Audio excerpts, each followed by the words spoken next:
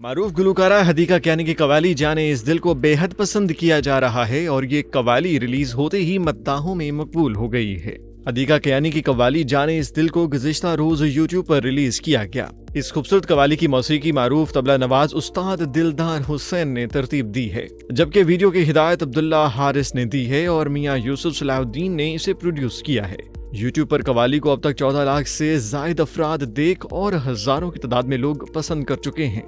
हदीका कियानी ने गुज़िश्ता रोज इंस्टाग्राम पर अपनी कवाली के हवाले से बताया था कि ये माह ख्वाब जैसा है। मेरी पहली कवाली जाने इस दिल को रिलीज कर दिया गया है। इस कवाली के लिए मुझे उस्ताद नुसरत फतेह अली खान के लिए धुन तरतीब देने वाले तबला नवाज उस्ताद दिलदार खान का ताउन हासिल हुआ। एक इंटरव्यू के दौरान हदीका कियानी ने कवाली को मौसीकी की खालिस तरीन शक्ल करार देते हुए कहा कि कवाली गाना मेरे लिए एजाज है और मुझे आप सबके साथ ये कवाली शेयर करते हुए बहुत खुशी महसूस हो रही है। वाज़ेह रहे कि इसी माह हदीका कियानी ने ड्रामा सीरियल रकीब से के साथ अदाकारी के मैदान में भी कदम रखा है। इस ड्रामे में इनके साथ अदाकार नुमान एजाज, इकरा अजीज और सानिया सईद अहम किरदारों में नजर आ रहे हैं।